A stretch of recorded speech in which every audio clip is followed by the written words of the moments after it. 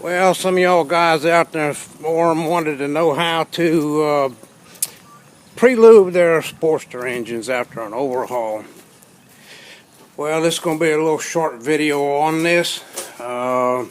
Forget the frame outside, building little roof trusses. Most probably y'all are already familiar with what I posted up there.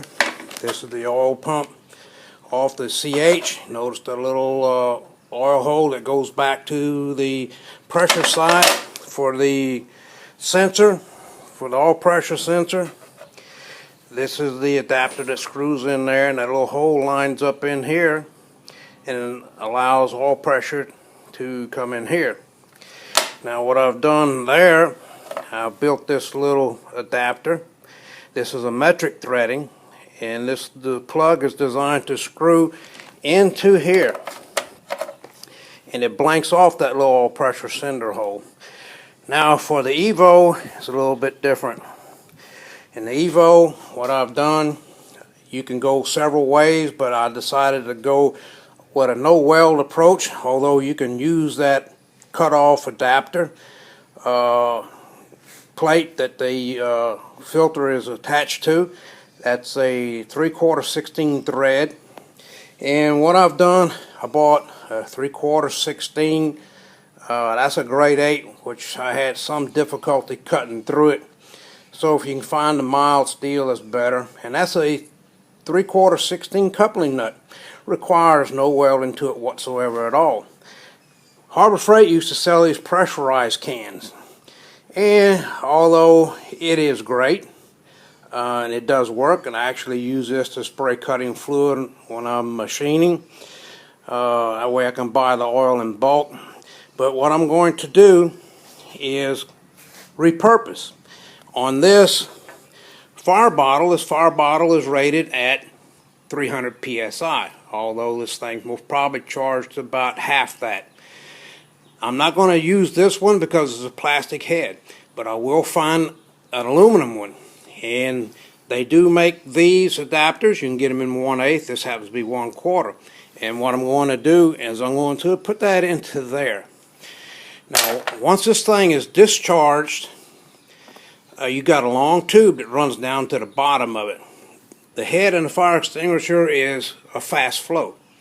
So once that's all cleaned out, you can fill this bottle up about halfway. And what you would do, you would connect your air hose to this quick connect. You squeeze the handle, you pressurize it up to say 50-60 pounds.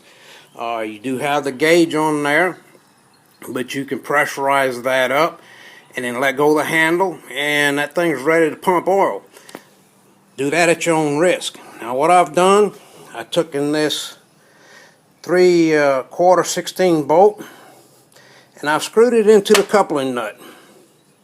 And this thing, if you notice, is bored out. It's got a hole all the way through.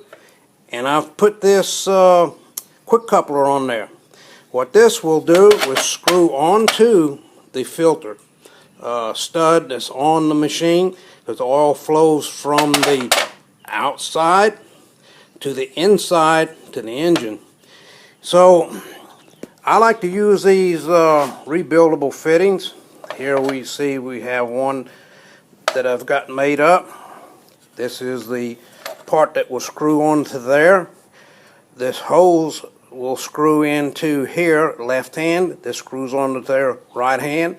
This nut has to be tightened up on there in order to do that, but you can make your hose in whatever that you want.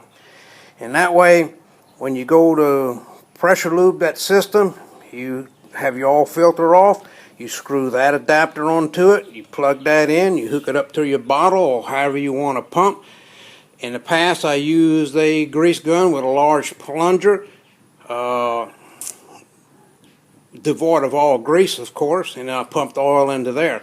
But with this bottle, it'll do it for you quite rapidly, and it'll put a pool of oil not only up into the heads, but also in the cam case and also in the flywheel compartment. And of course, it'll all the bearings in the engine. But when that flywheel starts picking up that little extra oil in there, it helps sling it around. It'll help lube the cylinders. So I hope this little thing y'all can take your little Tom Terrific hats on and make your own. This is just to give you an idea what you can do. And on this little adapter here, in order to screw that on in that tight quarters with that frame, I put little grooves on there to match a 12-point open-end box-end wrench. So like I said, use your noodle, have fun with it.